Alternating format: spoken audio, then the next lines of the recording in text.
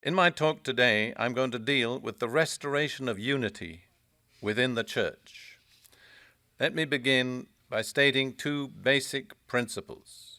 First, unity is the ultimate objective of God for the church.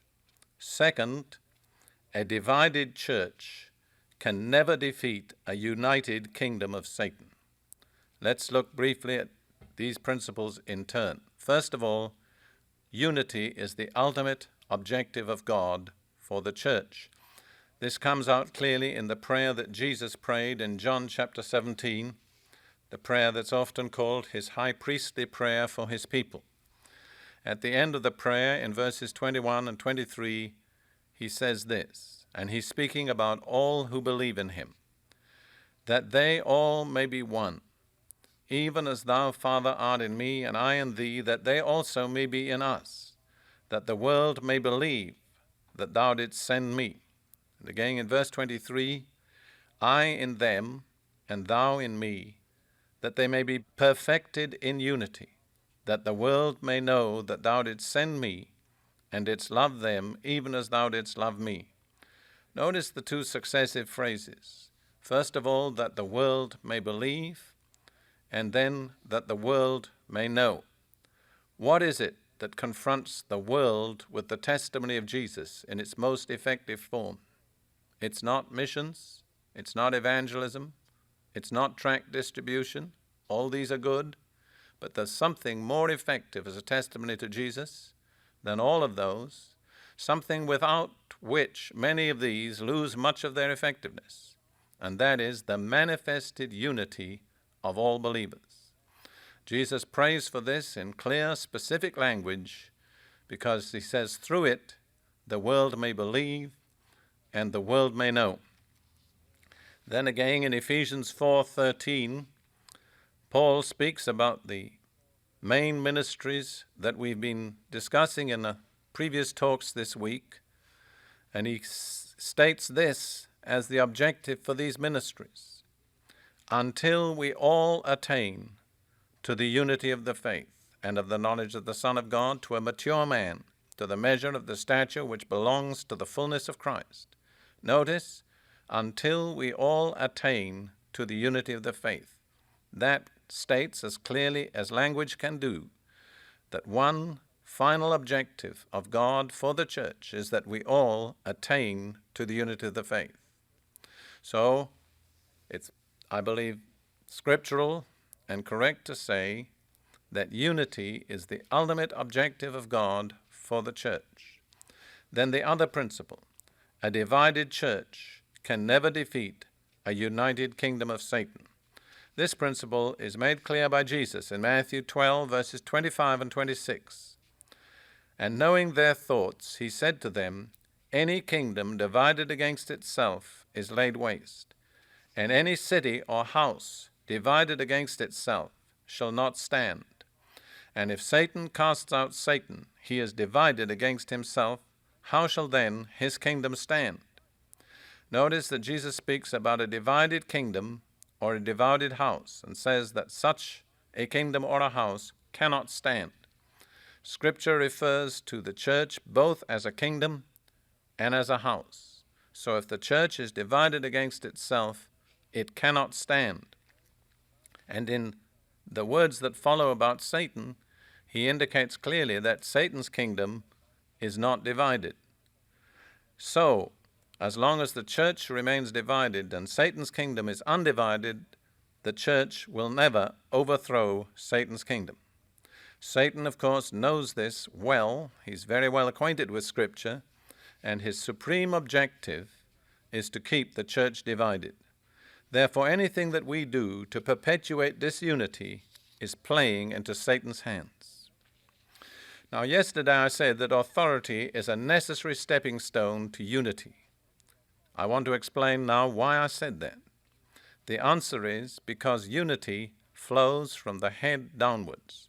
This principle is stated in Psalm 133, a short psalm with just 3 verses. Behold how good and how pleasant it is for brothers to dwell together in unity. It is like the precious oil upon the head coming down upon the beard, even Aaron's beard, even to the hem of his garment. And then it compares unity also to the dew of Hermon.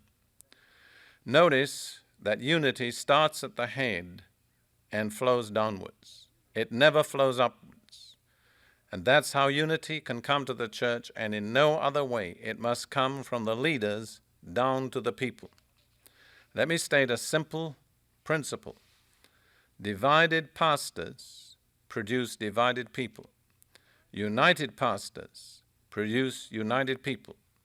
The division in the church, in the whole body, is a reflection of the division between leaders. If leaders were not divided, people would not be divided. Now in Ezekiel chapter 34, we are confronted with an indictment of God on the shepherds of Israel. It's too long to read it, but let me just extract the great principle from this, that God judges shepherds by the condition of their sheep, not by their background, not by their degrees, not by their denomination, but by the results they produce in his people, their sheep. So if the church today is divided, strife-torn, weakened, and made incapable of overcoming Satan's kingdom, the responsibility rests upon the leaders of God's people, not upon some, but upon all. I too have to take my share of responsibility, and every leader of God's people is, both individually, together with the rest, responsible for the division of God's people. That is a terrible responsibility for us to carry. Now I want to give you a brief but practical pattern for God's people coming together in unity. It's taken from the Old Testament, but the principles apply just as well today. I'm going to read some verses from Psalm 122, verses 3 through 7.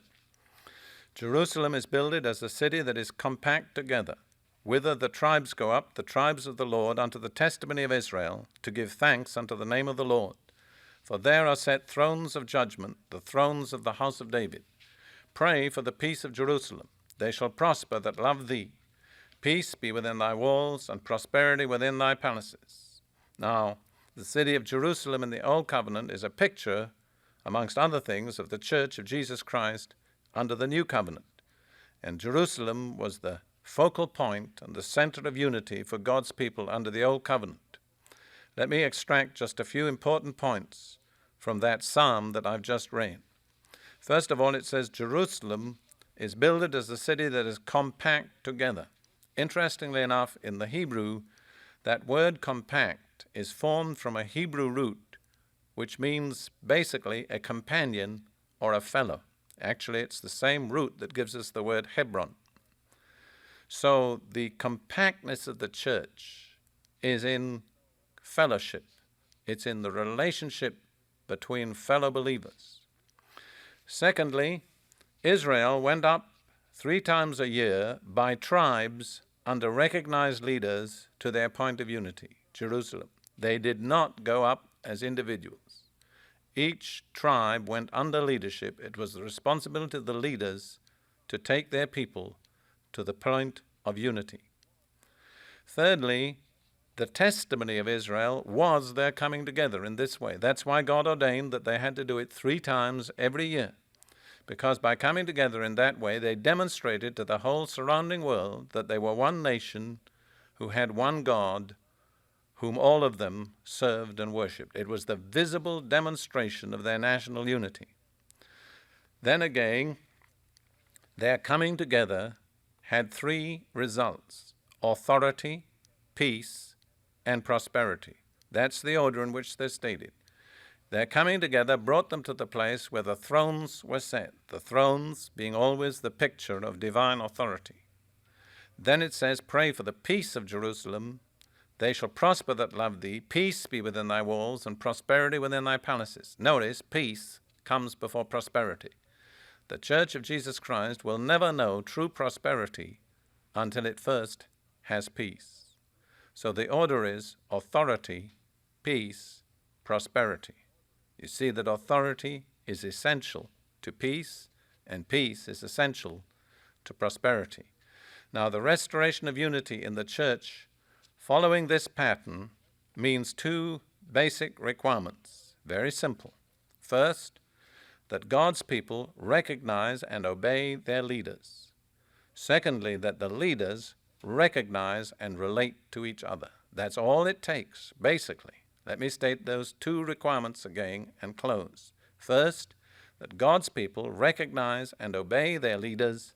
Second, that the leaders recognize and relate to each other.